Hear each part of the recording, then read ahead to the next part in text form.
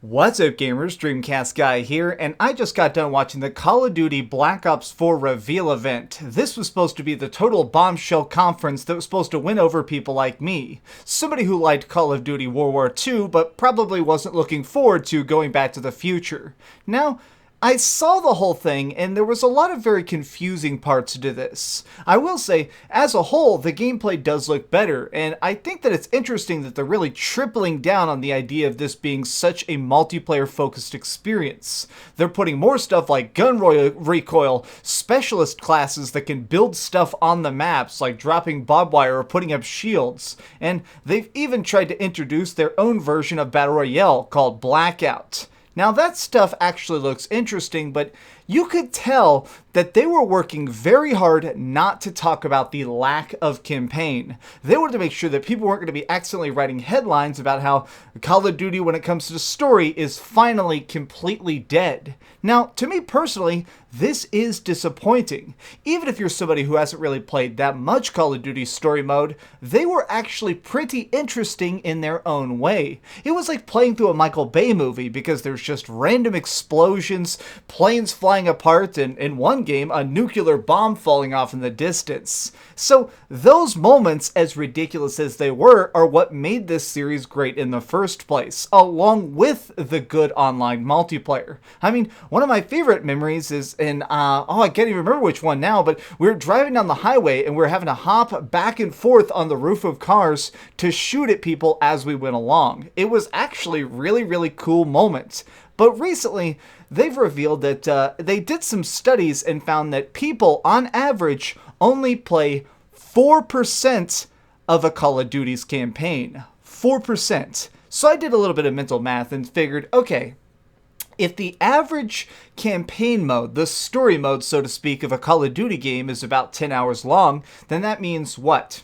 600 minutes? Okay, 600 minutes. What's 4% of that? 24. The average person only plays 24 minutes of Call of Duty single player. So I can sort of understand them removing it, but that still feels like a really drastic change. Instead of trying to improve their stories, getting better writers, or possibly trying to reconfigure them so they're a little bit more grounded and real, they've just decided to throw them out entirely. So I feel like that is going to hurt them in the long run. A big part of the community doesn't care about this, but I feel like when it comes to casual audiences, there are a certain amount of people who look at the back of the box to see all the features, and if it says no story, that could lead to a missed buy. The things they are including, though, I do think in their own way almost make up for it. I think that the idea of really expanding zombie mode to such a big degree was a smart choice. Part of this reveal event ended up showing the people who are going to be in the new zombie mode coming out in a gladiatorial arena. They've accidentally gone back in time somehow, and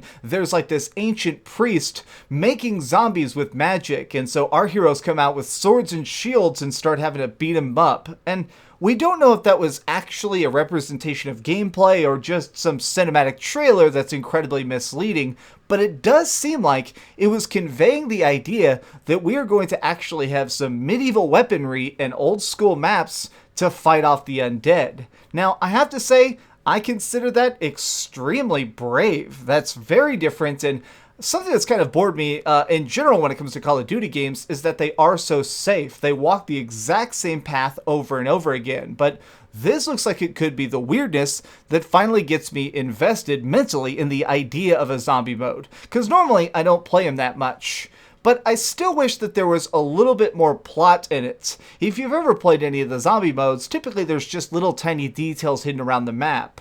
An audio recording here, a little bit of graffiti on a wall, that all hints at the greater universe that's going on. So restarting the entire zombie series in order to take it in a new direction, that's smart. Making it where the story isn't going to be at least a little bit more fleshed out, That is a little bit odd. They're making a lot of choices with this that I do think are going to end up hurting them. So let's take a look at just another game real quick. What's another random shooter off the top of my head? Let's talk about Battlefield 1. Now, Battlefield 1 was interesting because A, it was a totally different time period, taking us always all the way back to the First World War, but also B, it decided to do a very unconventional single player. Instead of just playing as a single squad working together through a series of quests and missions, it was a bunch of tiny stories instead. Playing as a tank operator lost behind enemy lines, or somebody whose speciality is flying planes way into the deep battlefields.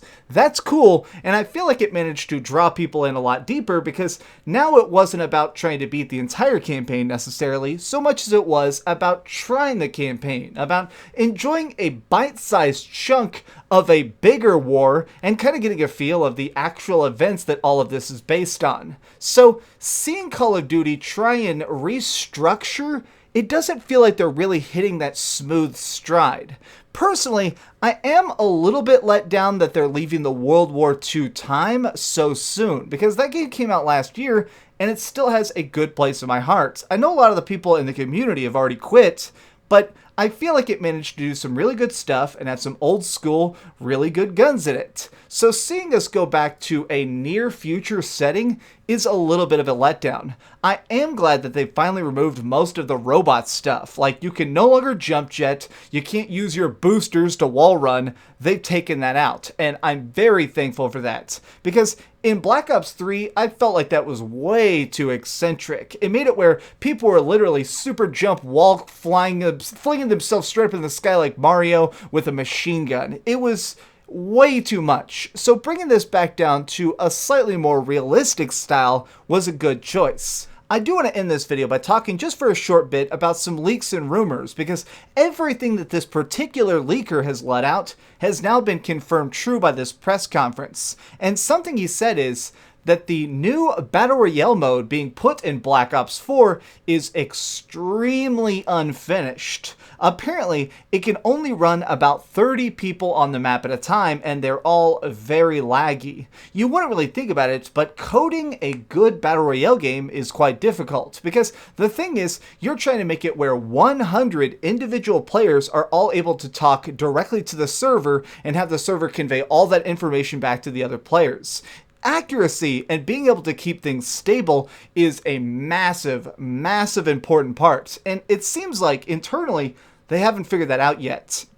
Now, in the conference, they were being very vague in general about what this new blacklist mode is going to have, but something they did say is that it's going to be thousands of times bigger than some of their other maps like Newtown, and they said that it will have flying vehicles, ground vehicles, and also sea vehicles. So you're going to be able to drive boats, fly helicopters, and get a big old truck covered in explosives and crash into the enemy base.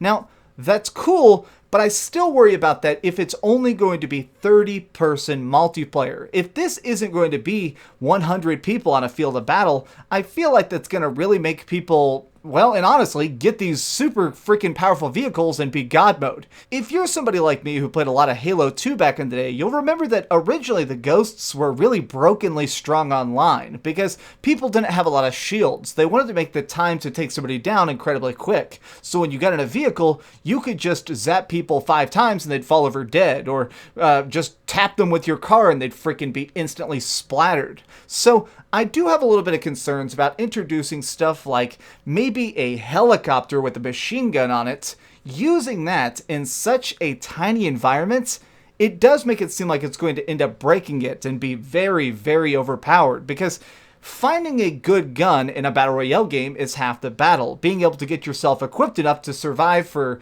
even 10 minutes is a little bit of the challenge. So if somebody can just get in basically a God mode helicopter and hover over the map, that's going to ruin the fun for a lot of people. It definitely seems like they're going more vertical than they are wide. Most of the current Battle Royale games focus on dropping you on an entire island or a tiny country completely by yourself. The one little tiny teaser trailer they did for the Blackout mode showed it in a skyscraper, letting people go up and down the different floors and deploy different items there. If they're trying to do that, it might be able to solve that problem, just because you can't exactly machine gun people through a wall if they're in the middle of a building you don't know it. Okay, well these have just been my random off-the-cuff thoughts, because it definitely seems like Call of Duty could be screwed. They're trying to just throw every single egg in the multiplayer basket, and the audience seems like they're kind of getting pushed away more than they're being lured in. Even during this conference, the amount of people clapping and cheering wasn't quite as loud as you might expect. So I feel like October 12th is going to be very eye-opening for us, and also for Activision, to see if this big bet pays off. Thanks so much for watching, gamers. If you enjoyed this video, please do me a big favor. Give it a like, share with your friends, and subscribe if you haven't already. But do me the biggest favor of all and keep dreaming. Alright, I'm gonna go finish Top 10 Thursday. Ooh, this is gonna be a good one. Oh, hey! I was just playing a little bit of Grand Theft Auto on my Darth Vader PSP. Are you curious what I'm going to come out with next? Well, if you click this button, you'll be subscribed to be the first to know. Also, if you click over here and here, you can see my latest review and my latest top 10. I promise, it was super good. Or it was really bad, and I'm sure you can just make fun of me in the comments. Either way, it'll be a lot of fun. Thanks so much for watching.